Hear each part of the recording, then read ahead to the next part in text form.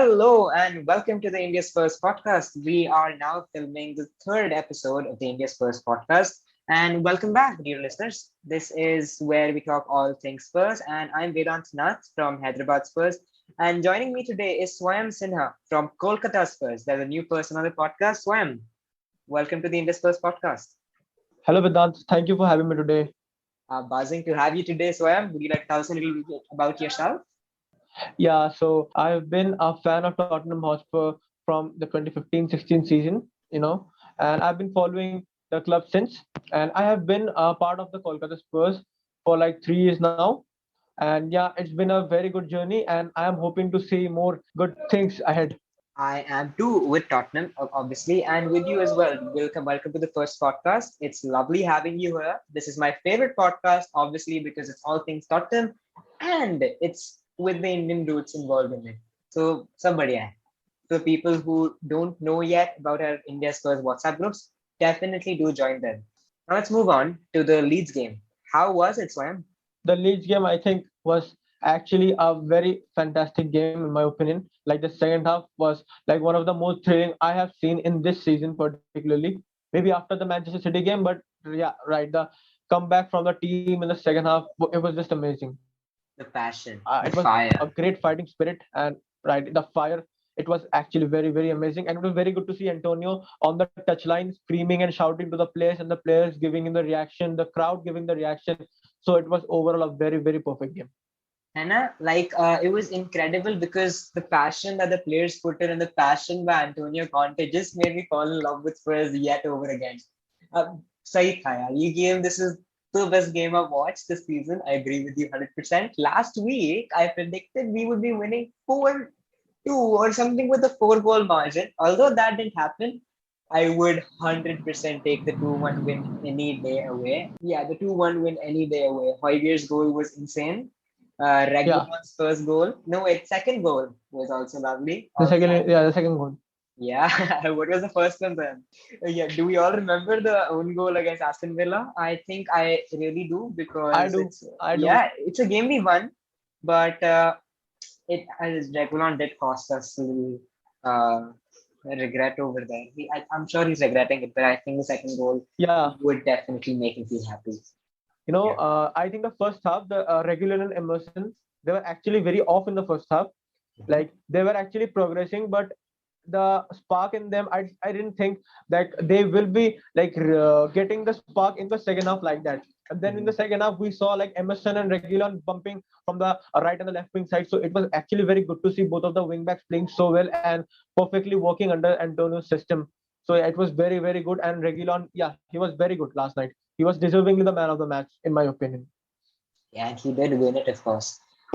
What happened technically, for those of you listeners who don't know what the technical aspect was, it was that the Leeds players were pushing way too high. It was a very aggressive push by the Leeds players, and what we wanted as with the Tottenham squad was to go man to man against the Leeds player, and that's why the pressing of the fullbacks really really helped.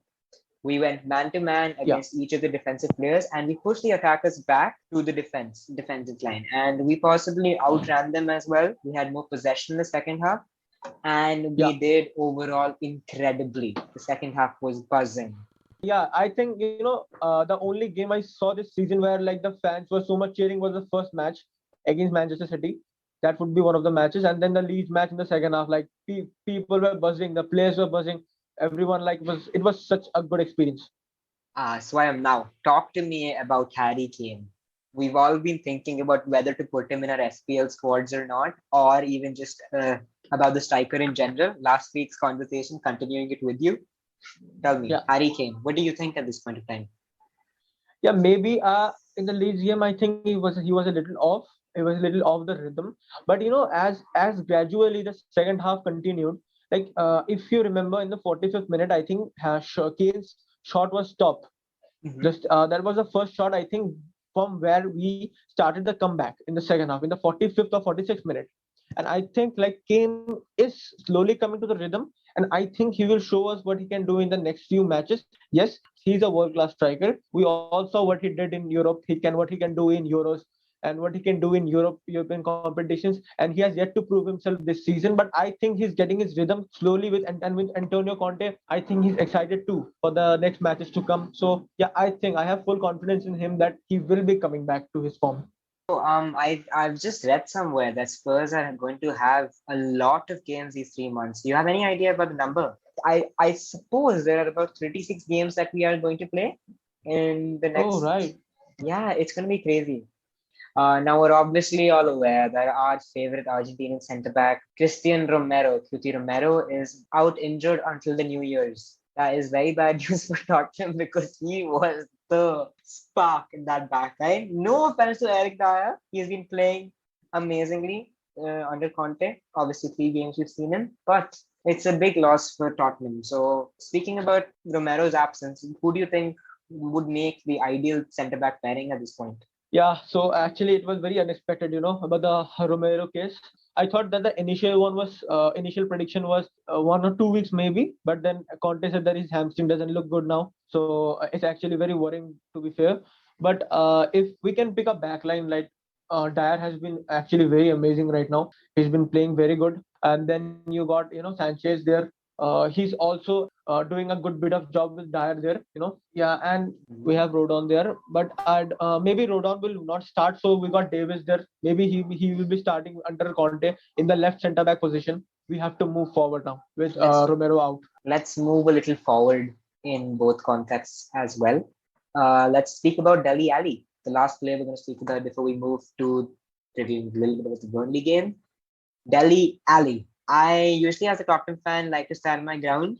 I have spoken about Delhi Ali should be sold in the last 2 podcasts. I think I still stand by it. I don't see much quality from the bloke, but just why? What do you think about Delhi Ali and his new role? I think I do agree with your opinion, Vedant. I think maybe he should be sold in the summer. Mhm. Maybe if Conte wants to play him and if he sees like play, but point still stands. Like Mhm. which level of quality Dele Alli provides to the squad. And I Mhm. think eventually maybe he will be sold like in the next summer or the coming winter maybe, who knows. But Yeah. yeah, I think you are right. He has to be sold now. Like the quality we are not seeing that quality what we used to see from Dele Alli. Now, Hamara Sunday Wala podcast will be on the topic against Burnley. We're playing Burnley at 9:30 on Sunday evening. It's the game we are looking forward to, obviously, the Premier League. Exciting, as usual. Swayam, any predictions about the Burnley game? I think I will go with the 2-0 against 2-0. Burnley. All right. Let's see how Antonio Conte's Italian boys work up till Sunday. We're obviously here to back him and Forza Conte. Yeah, Forza Conte. Forza Conte. Awesome. And that was us today. This was the India Spurs podcast. Thank you so much for listening, and we will be back soon again. Come on, you Spurs. Come on, you Spurs.